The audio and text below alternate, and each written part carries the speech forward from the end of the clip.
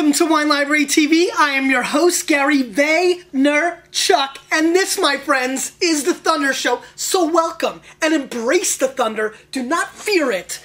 And happy 2008, the first show of 2008. Mott, it's good to see you again. We've got a great show today, but first I just want to start with a very personal note and something that I echo quite a bit on Wine Library TV, which is health of friends and family and how that needs to play a very major part in your thought process in life.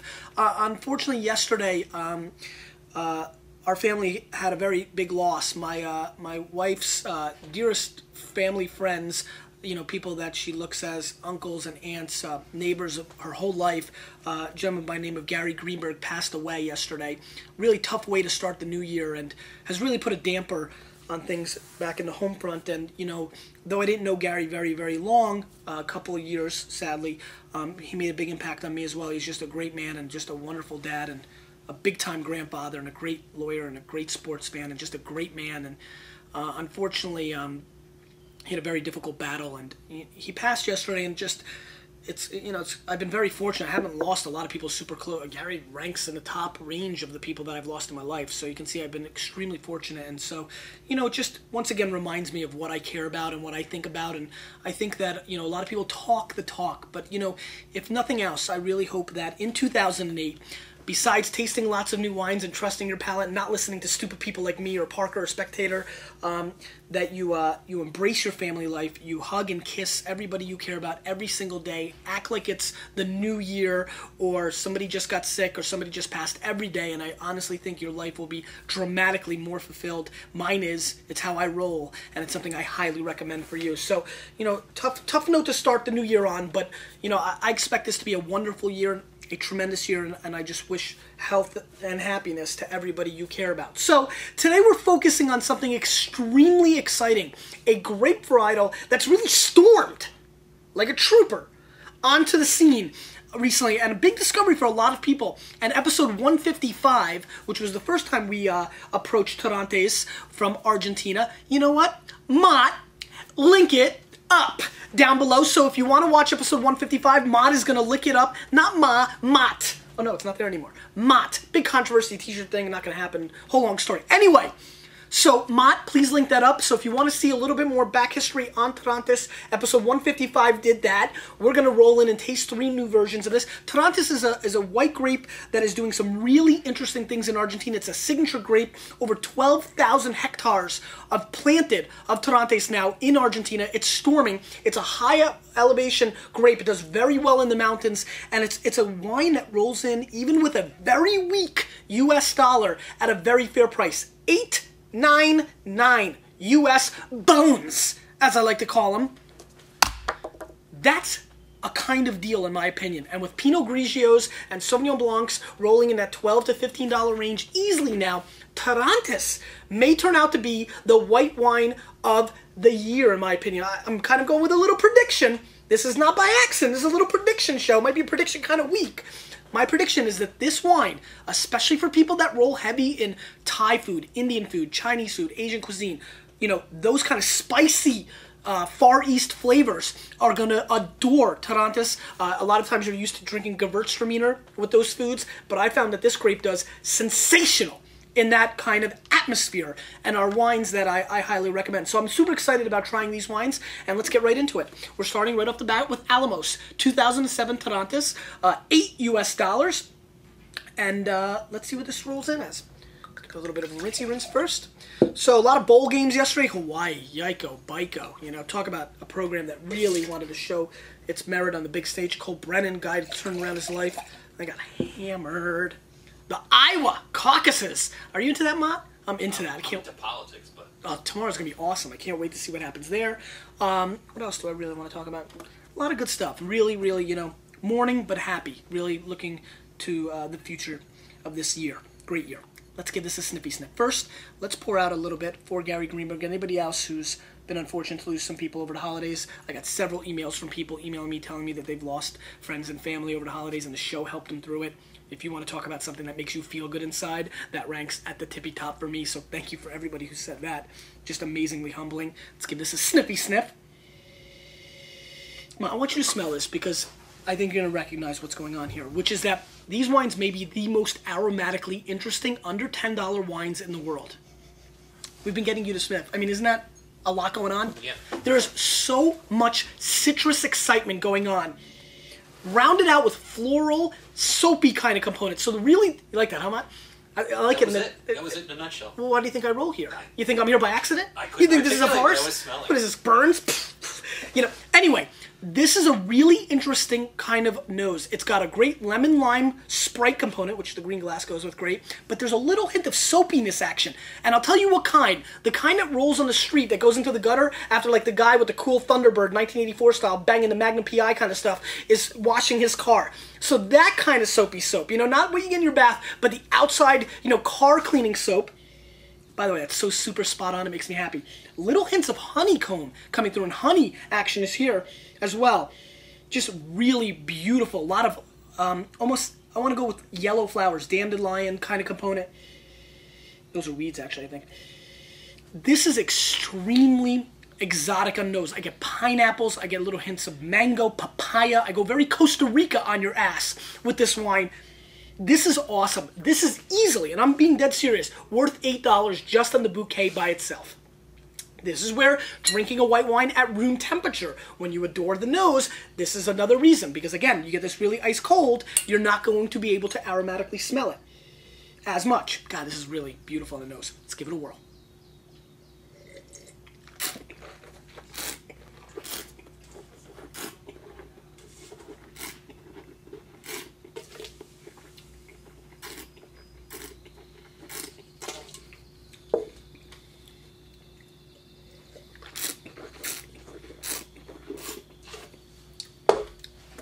Really nice acidity on the back end.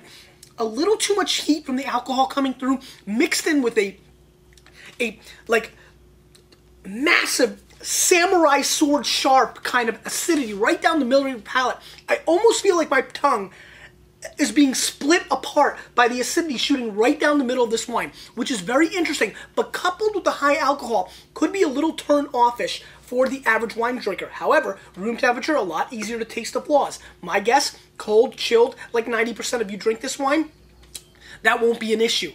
Really great gooseberry kind of components on the fruit. Again, I'm going very heavy with a hay meets honey meets citrus component. Just a beautiful mouthfeel, very nice, very lively, very jazzy, very exciting. It's like the wisest wizard just rolled up on us and got wild with us. If you know what that means, then you're really pimp. Anyway, this is a very beautiful, blossoming, floral, fruity, peach, blincy kind of component. It's a nice bottle of wine. It's not very complicated. It's not earth-shattering. It's just exciting, and I'm really more... So I'm going to score this wine 88 points. I've been far more excited than that score, right? It's just, I'm excited to know. For me, it's like a new year. I never heard of Torrontes 3-4 years ago, right? Some of you have never heard of it at all. Many have just heard it for the first time on the Thunder Show. You know, New Zealand Sauvignon Blanc. You know, and in 3 years from now, we're going to be drinking, you know, who knows, some sort of Greek white grape that I've never heard of, or a Portuguese white grape. It's nice to know there's always a fresh new start and a new opportunity. And to me, as the New Zealand Sauvignon Blancs are starting to creep up, the ones I like, and as Loire Valley Sancerres have gotten crazy over the last couple of years, this is a category that I'm going to roll in. An $88.8 wine, 3/8, crazy eights. You're like J-Lo's mom, you won $2 million. It's extremely exciting, and to me, this is a kick-ass bottle of wine that I know I can recommend to every Pinot Grigio drinker out there in America, and they're going to adore this bottle of wine. Clean, crisp, on point, classic. Great job, Alamos. Great job, Torrontes. Great job, Argentina. And this is a great way to start the new year. We're off and running with a very good value. Navarrea, 2006, Torrontes. $8 US. And let's see what's going on here. That was a good start. I almost did a nice job. Very fresh. This is an 06. The Alamos is an 07. An 07. But now it's 08. It's 08, so it's not as cool. Anyway, let's give this a sniffy sniff. Not as over-the-top, explosive aromatically as the Alamos. Mott, smell it. I think you'll find that interesting. You can see far more limited, yep. Right? Mm-hmm. Yep. Much tighter. it's almost like it has what's going on there, but like a cork was put on it, and you're like, no, you know, it's kind of like that. It's almost like capped, like bottle capped. Remember bottle caps? That was good candy. You could smell the underlining aromatics underneath are really similar to the last wine. Little peach fruit, little hay, little honey, but it's much more faint, much tighter, and more difficult to get to, and that's a shame. It's just not as interesting. Let's give it a whirl.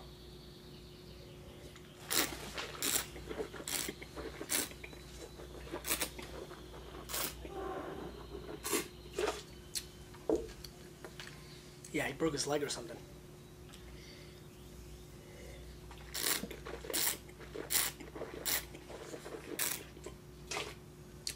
So the Navarrea is not bringing the thunder. Alamos is a far more exciting Torrontés. I'm going to score the Navarrea 82 points.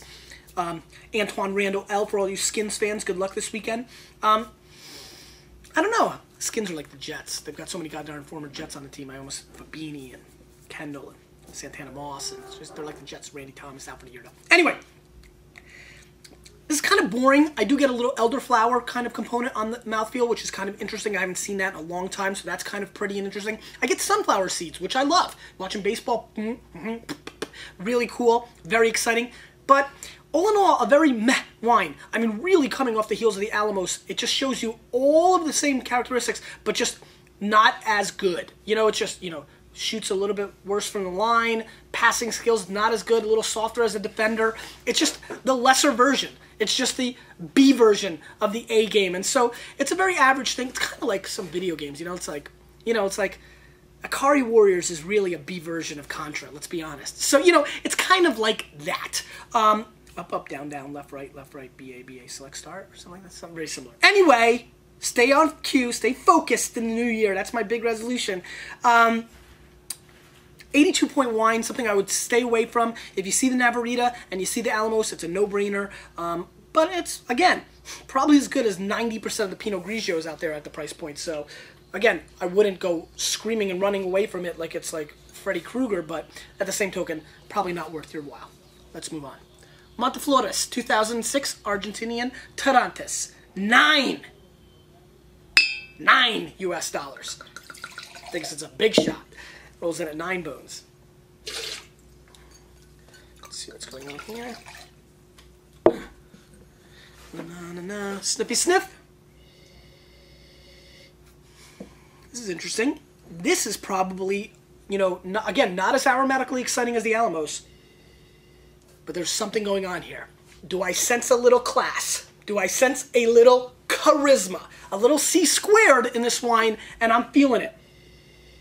Again, I'm getting very bright floral components coming through. There's some really nice grapefruit coming through here as well. Pineapple is also something that is making its presence felt. Interesting. Let's give it a whirl.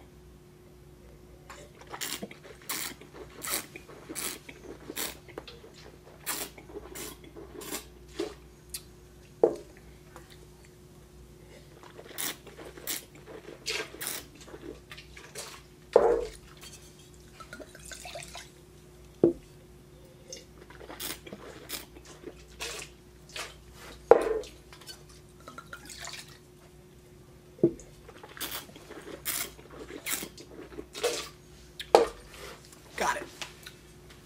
I really like the bluestone and the ocean freshness. Put the shell to the ear and rock it. Rock boys tonight. You know what I'm saying. Anyway, this wine has some great seashell, bluestone, oystery kind of thing going on. Would love to have this with oysters. Really nice hay component coming through again. I love the hay thing. I don't know. It must be like a cow or something. Anyway, I'm really enjoying the light lemon buttered kind of, these are all the flavors you taste when you eat lobster, except for the lobster flavor kind of thing going on in my palate. Very fascinating, very solid effort. An old world version to the Alamos's new world. A wine that I think could bring dramatic pleasure for Loire Valley junkies like myself at a very fair price. I'm going to score this wine 89 points because it's up my alley. However, pay attention, listen. Listen to the sound. Anyway, listen. This is a wine that I think 70% of the people will enjoy more, though I scored it 1 point less, because points don't matter. Listen to the tasting notes, embrace your own palate, start understanding your own palate. And speaking about listening, can we make a major New Year's resolution? Can we listen when we drink wine? And I'm not talking about this, though fun, it's like the ocean. But no, I'm talking about when you drink wine. So many of you who are just now getting into wine, a lot of you, the CKCs and everybody else saying, Gary, I'm so much getting into it, but what do I learn? Screw reading, forget watching the Thunder Show. Listen to yourself. When you taste wine, sniffy sniff. Not for a second, for a minute. When you taste.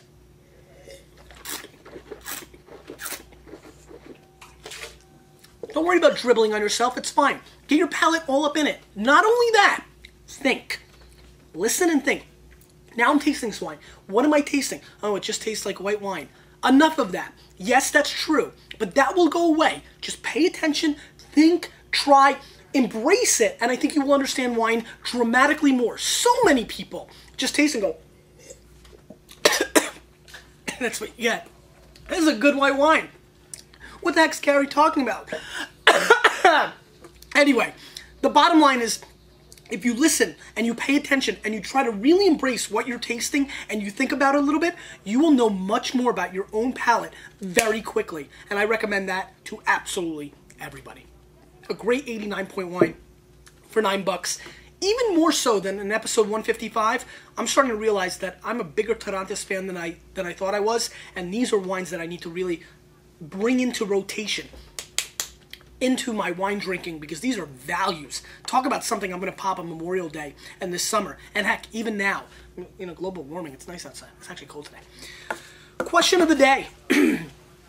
One of the biggest things that I promote is family, right? And I think the Vaniac family and the Wine Library TV family is exploding, and there's so much going on. And I've noticed and Mott, link it up, Wine Library TV meets in the forum. Please link that up. A lot of you are looking for friends, fellow Vaniacs, to hug, not hug me. I always like to find an excuse to hug you. So, you're looking for that.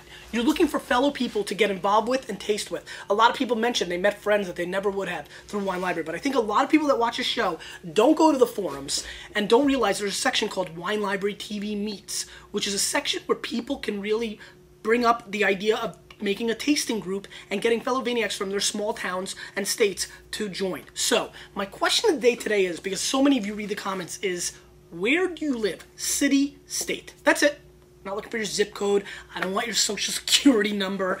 I just want from you your city and your state. Because I think what's going to happen then is people will see there's other Vaniacs in their general. I really want the lurkers to come out on this one. I want everybody, please, come on. I'm giving you a big time year of this show if you can help me out here. This will set the tone for 2008. Your city and your state. And please, follow the Mott, link it up, and check out Wine Library TV Meets. Maybe register for the forum and leave a comment. Maybe start a tasting group in your local town. Because getting people together and creating a bigger family of wine drinking friends really enhances the year. And I think that, my friends, is what it's all about. Wine brings people together. It's why I'm in the game, and it's why I appreciate you so much and all the love you guys send me. Thank you so much, because I want you to know something. You, with a little bit of me, we are, and I know I have to come through now, we are